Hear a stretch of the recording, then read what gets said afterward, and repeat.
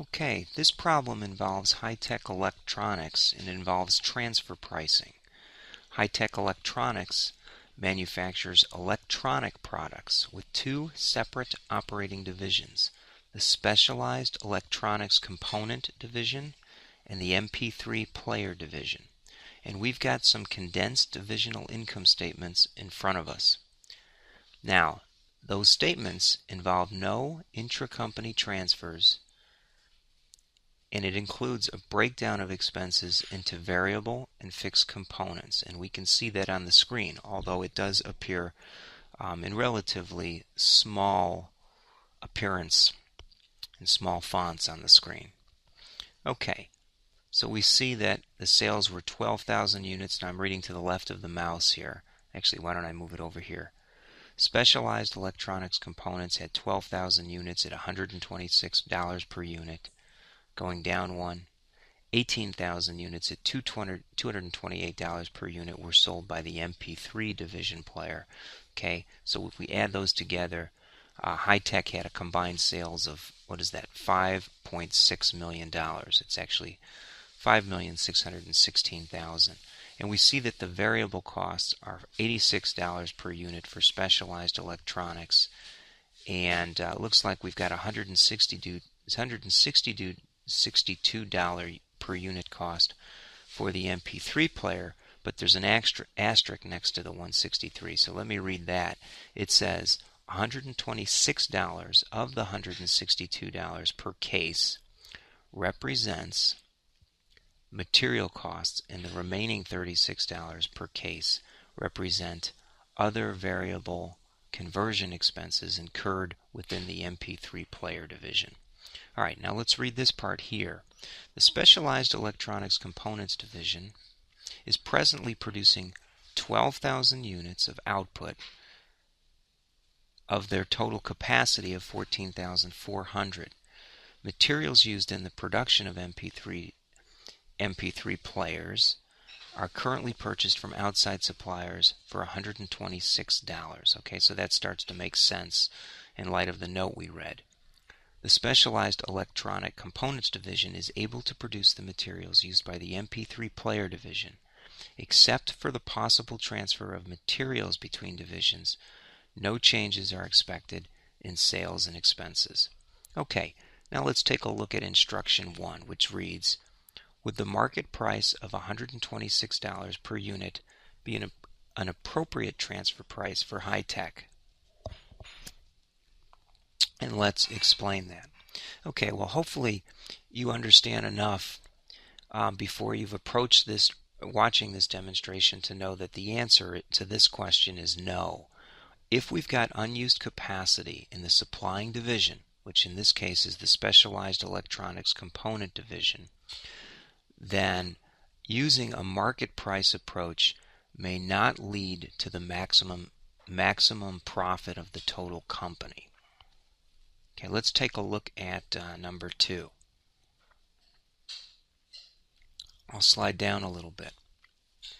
If MP3 Player Division purchases 2,400 units from the Specialized Electronics Components Division rather than by purchasing them externally at a negotiated transfer price of $96 per unit, how much would the income from operations of each division and total company income from operations increase? Okay, now I've slid the view a little bit, so I've got some room here to work on number 2. And I've worked this ahead of time just to save some time in producing the demo. Well, we know that the new transfer price is, let me find the color here. The new transfer price is $96, right? And the old transfer price was $86. So in terms of the impact on the selling division, which is the Specialized Electronics Component Division, we've got a $10 increase per unit, and if 2,400 units were sold, then the net effect is take the 10 times the $2,400, and we wind up with increased profit or increased income for the SEC division of $24,000. Okay, now I've put a title on that so we know that was the Specialized Electronics Components division. Now let's take a look at the MP3 division. Okay, now the new transfer price from MP3, which is the receiving division, is $96. And the old transfer price was, let's slide up, I think it's the $126 that they talked about here. They also described it under number 1, okay, and described it in the text here. Okay, so if we enter that at 126, we can calculate the difference here. Only this time I want to make the subtraction go the other way. We have a savings, so I'll show that as a positive number. Okay, of $30. And if they purchase $2,400, if we just copy this all the way down, what we wind up with is a savings of the $30 per unit times the $2,400. Okay, now in this case I want to relabel this as increase per unit for SEC, but it's also a decrease per unit for the buying company, MP3. Okay, so we've got a $72,000 better improvement if we change the transfer pricing to the $96 amount.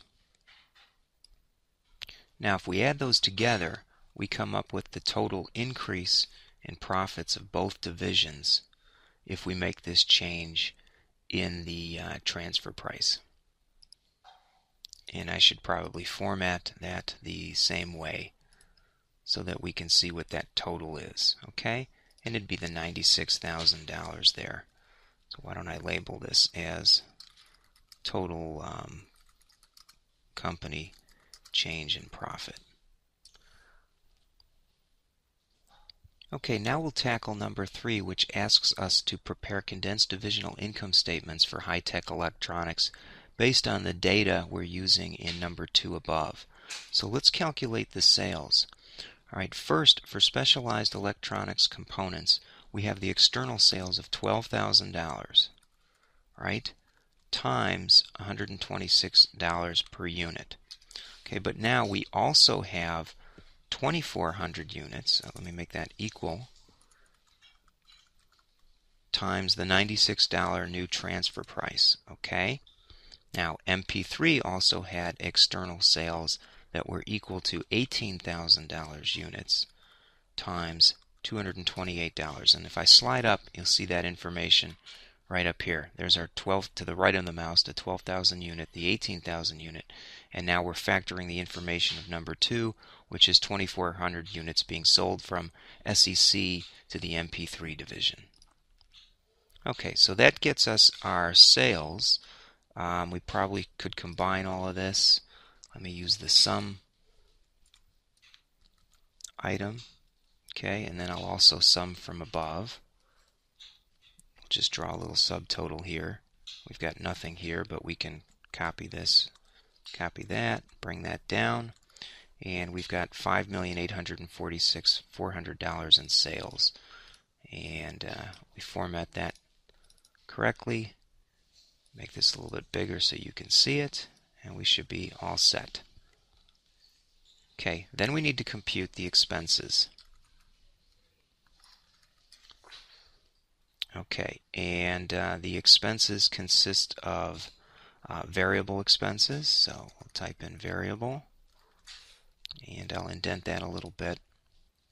And we know that there was, what, 14,400 units. How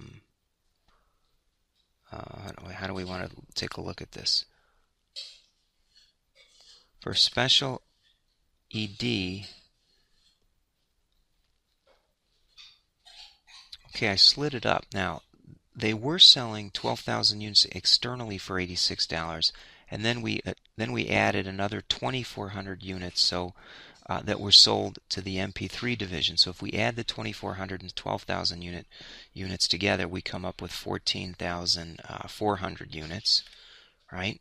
So we have variable costs equal to 14,400 units, right? That's the combined number of units times the $86 costs.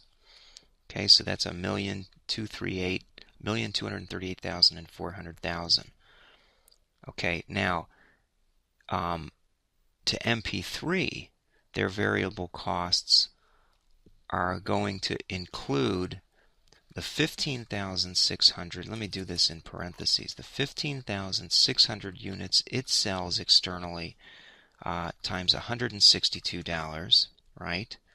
Plus the 2,400 units it purchased from the SEC division at a cost of $132. Now, the $132 was equal to the $96 transfer rate plus that $36 operating expenses. So maybe we should do it this way, times 96 plus 32.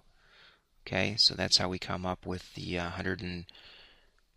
let me get that, 96 plus 36. Get that right, Ed. Comes up with the $132 cost. And if we add that together, okay, and I want to add one more paren in here, parentheses there and parentheses there. I know you can see how I'm doing that. And that'll get me a combined of 2,844,000. Okay.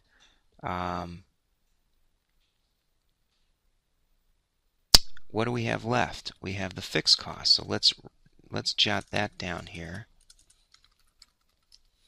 And the fixed expenses were 186,000. This is given to us in the problem, and 432,000. Now slide up and show that. There's our 186 and 432 right there. Okay, so now we can do another subtotal here.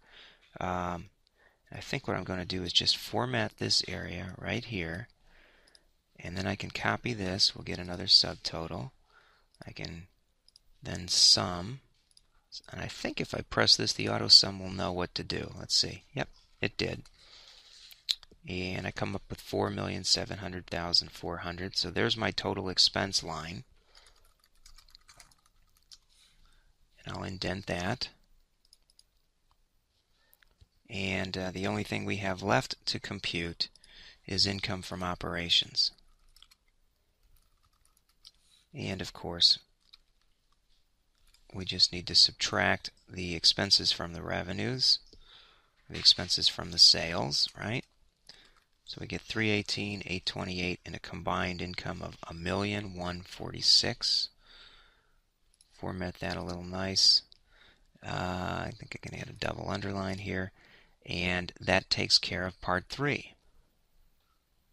Okay, next we take a look at question 4, which says, if a transfer price of $120 per unit is negotiated, how much would the income from operations of each division and the total company income from operations increase? Now, in the interest of saving time, I'm not going to work this one, but I will show you the solution to this one, and I'll read that for you. Keep in mind now how this works. It's very similar to how we tackled parts 1 and 2 earlier. The Specialized Electronics Component Division income from operations would wind up increasing by $81,600, and we would calculate that by taking the new transfer price of $120 and then subtracting from it the $86 variable expenses multiplied by the $2,400 unit. So that's the same way we worked it before. It's the same approach. By selling to the MP3 player division, the Specialized Electronics Components winds up earning $34 per unit on the 2,400 units sold. Now, the MP3 player division's income also increases because it's getting a good deal as well. It increases by $14,400, which is the difference between the new market price of $126 that it would have had to pay versus the transfer price of $120 multiplied by 2,400 units. So by purchasing from the Specialized Electronics Component Division, it saves $6 per unit, and therefore its results improve as well. Now, the company as a whole, its total income from operations would increase by the same amount as what we did in Part 2, $96,000. And that's the difference between the market price of $126 and which the MP3 player division has been paying to outside suppliers, and now the new price of $86 multiplied by the 2,400 units. So the increase in total company income from operations is also equal to the sum of the increases of the two divisions that are impacted by the change in transfer pricing. Okay, let's look at number 5. 5A says, what is the range of possible negotiated transfer prices that would be acceptable? And part 5B says, assume the managers of the two divisions cannot agree on a transfer price. What price would you suggest? And again, the interest of saving time, we'll just read those solutions. Any transfer price greater than the $86 variable expense cost but less than the market price of $126 falls in an acceptable range. And if the division managers can't agree on the transfer price, $106 seems to be the best compromise, somewhere in the middle. That way each division's income from operations would increase by $48,000. Okay, thanks everyone.